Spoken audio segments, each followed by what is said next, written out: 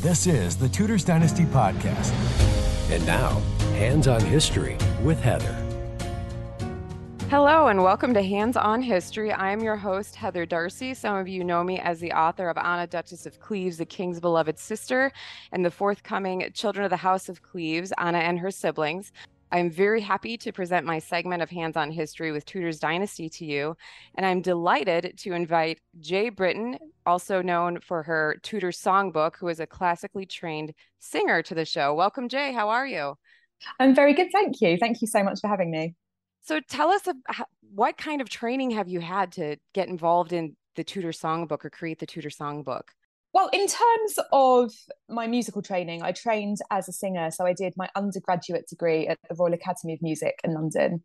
And then I took a few years break. I was doing some teaching singing to children in some schools locally. And then I went back to do a master's at the Royal College of Music. So that's really where I got my training as a musician. In terms of history, that's all been private study. I've had an absolute obsession, a deep obsession with the Tudors since I was a child. I grew up in London. I grew up in Eltham, actually, so just around the corner from Eltham Palace, one of Henry VIII's childhood homes. And the history has very much been on my doorstep and something that I've loved from that early age. So, and I don't really know why it took me so long to join those two passions together and finally come up with something, but the penny just dropped, and it's not actually a year yet. The Tudor Songbook is not quite a year old. Really? I'm still a baby. Yeah. Well, congratulations. I've seen you everywhere. So what was your first venue that you sang at which you sang? The first recordings that I did were recorded in a really local venue to me called Hall Place, and that's in Bexley in Kent in the UK. And my first performance, full-length performance that I did was at a stunning Elizabethan property called Harvington Hall in Worcestershire, which is just an absolutely fascinating historic house with boasts the most priest hides in one place in the UK. If you get a chance to visit, it is wonderful. And that was a full-length one. What is full length? So full length would be, rather than just roaming around a historic house and singing a couple of songs every now and again, I actually presented a feature-length concert. So it was a concert in two halves, and that was Christmas themed. For those of us not from the UK, about how long does it take to get to Harvington Hall from London? It took, I was driving, it takes anywhere between 2.5 and 3 hours. So basically across the country. Yeah. Okay. And you said that you do a couple different performance styles. You either walk through and sing, or you do a full performance. Could you tell us a bit more about what you do to prepare for a performance? Of course, yeah, and it really depends what each individual venue, or if it's accompanied. Some private history tour companies like me to come and perform for them as well. And I can really offer anything that they would like us, because it's not just me that does it as well. I've got some people that come along and perform with me. So I've got instrumentalists and a gentleman who comes to play Henry VIII in a non-musical capacity. So if they would like us to do a full concert, we'll be there daytime or evening, depending on their requirements, and that would be about 2 hours long. How do you pick the songs you're going to perform? If I've got a character in mind, so one of my most popular programs at the moment is the Henry VIII and Anne Boleyn program. I'd go to the music that we know that they would have had at the time, the music that we know they were listening to, the music that Henry VIII himself composed, which I just think is brilliant. To be able to sing the words and the music written by the man himself, there's just no better way of getting into somebody's head.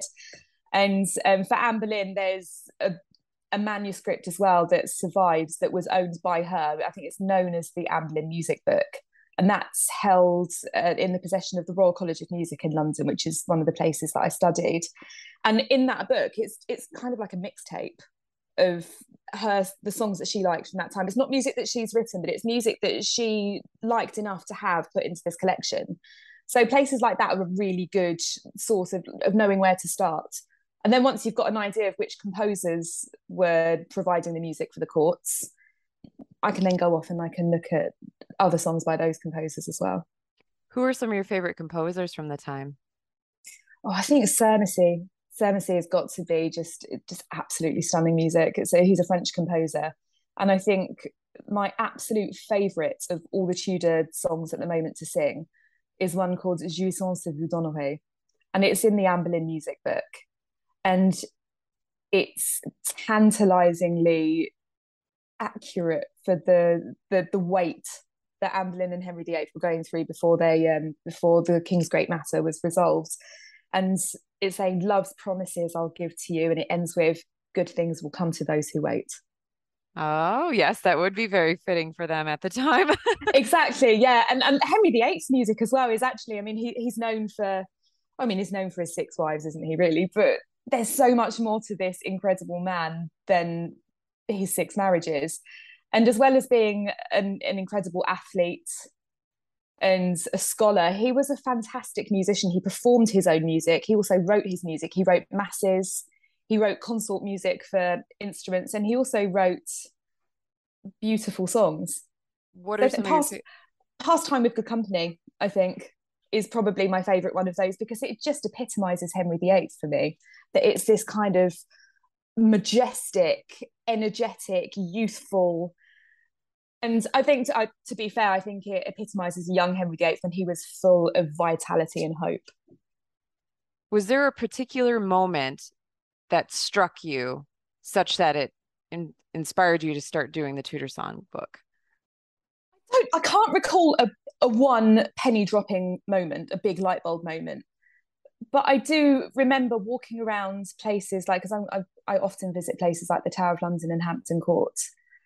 And one of the things that I love, especially at Hampton Court, actually, is the immersive side of history. So when you go there into the kitchens, anyone who's listening who's been to the kitchens at Hampton Court, they're often cooking meat over the fire. They're turning the spit, and you can smell the meat cooking. You can smell the smoke, the wood smoke from the fire. You can hear people. They've quite often got cooks in the kitchen actually hands-on doing stuff. So you've got the sights, the sounds, the smells, and that level of immersion, and seeing the people in the costumes as well, really does help you visualize what it would have been like to be there at the time. And I just think there was a point where I was walking around thinking, music really helps this as well, because there's no better way of looking into the minds and like the mindsets of the people at the time than to look at what they were listening to.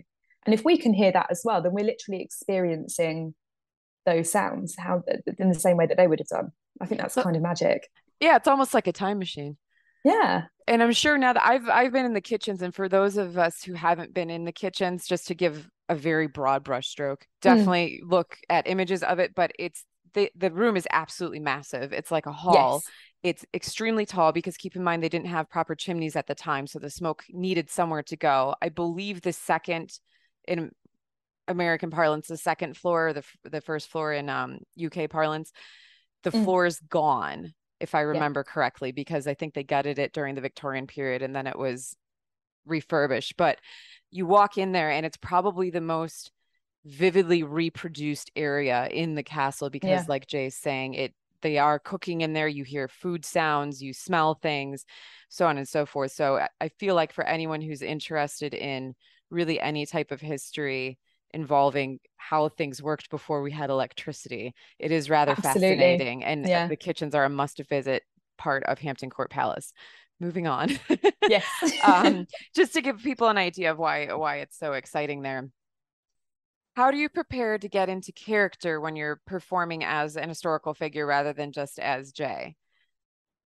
I think one of the really big turning points in when I'm preparing to go on to a performance is putting on my costume, because they change everything about you. They change the way you're standing. It's quite easy for me personally to kind of slouch in my modern life, but it is physically impossible to slouch when you have got that level of corsetry going on. And the costumes are made in such a way, they're historically accurate style garments. So they're the type of garments that people would have been wearing at the time. So, for example, if I'm dressing as Anne Boleyn, I can imagine her having her dress pinned onto her in certain points, and thinking about how my rib cage is then having to adjust to that level of restriction before I can then go and sing. And I think that's one thing that I've thought about when I've been performing this music, is that actually people performing this who would have been wearing these kind of clothes would have had to take those extra breaths that I'm now taking. If I'm not wearing a corset, I can sing a lovely long line. but I will have to accommodate the fact that I am wearing something that is really pulling my ribcage in, and I will have to take a few extra breaths for that. Is that reflected in the meter of the songs? I'm not sure it is, especially. I think it's more the amount of rest that I would take within it, but I try and place them as tastefully as I can. Do you practice wearing the corset at all? I do sometimes, yeah. When I'm if it's something that I've not sung in a corset before, I will have a couple of goes singing in at least my kirtle, so the undergown, which is laced at the sides. The corset laces are at the sides. It's such a palaver to get the costumes on and off that I wouldn't be able to schedule it into my day to rehearse in the costumes all the time. I need another person to help me get dressed as well. I can't do it on my own. I think some absolute seasoned pros manage to do it, but I can't do it. What advice would you have for anyone who was interested in doing something similar to what you're doing? So historic performances, should we say?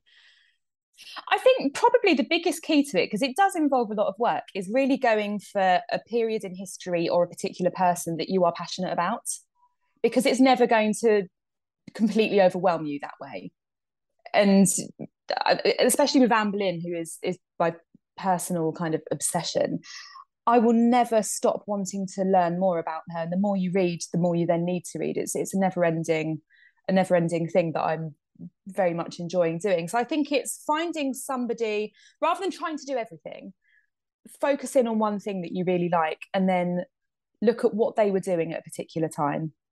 Think about when they would be using music. So we know that the Tudors were using music as entertainment for their banquets. We know that they used it during their worship.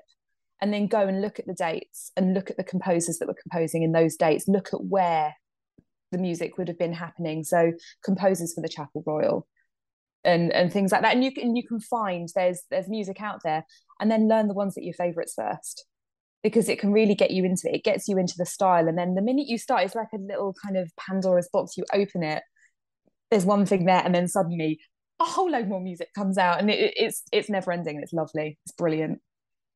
Has there been anything surprising or anything that's, I suppose, stricken you as quite interesting during this journey of you creating and becoming the Tudor Songbook? I think really the amount of music that there was, because I remember thinking, oh, I could sing Greensleeves, I guess. And I know Henry VIII wrote some music, and there's the Anne Boleyn Songbook. But actually, that's just scratching the surface. And even for someone who's used to listening to a lot of music and reading about a lot of music, actually realizing the enormity of the amount of repertoire that's out there is just, it's staggering. You mentioned a couple occasions for which there would be music provided, shall we say. Did that surprise you that it happened that often? Not really, actually, because it's the same as it is today. When there's that famous quote, I don't know who it's from, but if you want to improve something, you add music to it. And we've been doing that for events as since time began, since we were making noises at each other. You use that music as expression, and you add things celebrating. If you're mourning, when there's music at funerals in the Chapel Royal, they would have music for that as well. They use music to celebrate. They have music to dance to. So not just to eat and listen to, they then dance. And it was also a courtly virtue for people to learn musical instruments. Henry VIII being an incredibly gifted musician himself. Anne Boleyn, again, was known as a gifted musician, and I think she was described as having a voice like a siren, which I always think is quite an ambiguous one. I don't know if it was meant in that way, luring, because of course the siren is the mermaid luring the men to their deaths. Maybe they meant both. Exactly. Yeah. I just think, yeah. Depending on the writer, because I would, yeah, I bet you they I think it might have been the Venetian ambassador. I think it was the Venetian ambassador that might have said that. But then it was a complimentary description of her voice, because I think she was described as being a singing that would make bears and wolves listen, or something. I can't remember the exact quote, but it's wonderful. But just to think that she had that gift of being able to communicate music through her own voice, to them, for me to be able to do that myself as well, just feels like an incredible privilege. Absolutely. I don't think I've really heard that about Anne Boleyn before, but that's an interesting aspect of her character, and I think personifies her or brings her, fleshes her out a bit more for those of us who are Exactly. interested And it was one of the things that Henry VIII loved about Anne Boleyn, was that she had this exoticness about her from her time in the French courts and the Austrian courts. She had this confidence and a little of, what do they say, je ne sais quoi, that the ladies currently in the English court didn't have. And maybe there was part of her performing, I like to think that there was a part of her performing, and maybe it was something in her voice as well that he just loved that. Who knows? Is Tudor Songbook the only work that you do?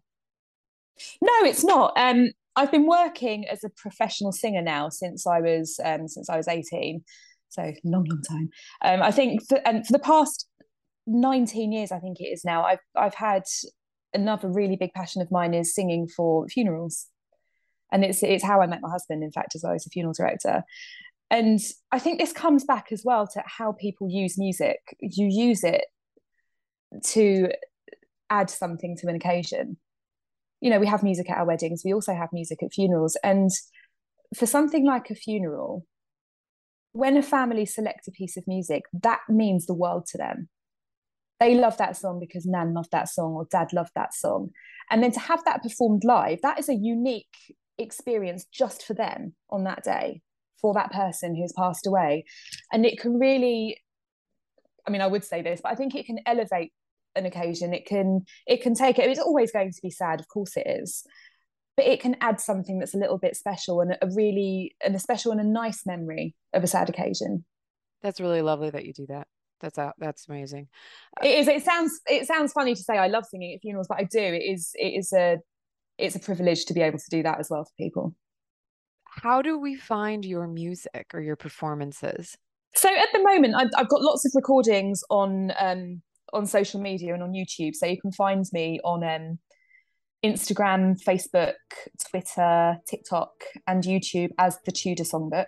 And all of my videos are available on there. And I will be, coming up towards the end of this year, I'll be making some more videos as well. And that's going to be more Elizabethan Tudor music. So that's going to be songs of John Dowland, accompanied by the lute. And they are just absolutely gorgeous songs. They're so wonderful. They really, really are special. I'm really looking forward to get some of those out there. Yeah. Well, thank you so much for stopping by today and talking to me for hands-on history and a little bit more about what you do. And we'll definitely put links to your social media in our thumbnail thing. That would be lovely. Thank you. It's been an absolute pleasure. And again, everyone, this is Heather Darcy from Tudor's Dynasty with our segment Hands-on History, where we talk to people who interact with history in a different way than what you might think. Thank you so much. Thanks for listening to this episode of the Tudors Dynasty Podcast. You can follow and support the Tudors Dynasty Podcast on Facebook, Twitter, Instagram, and Patreon @Tudors Dynasty.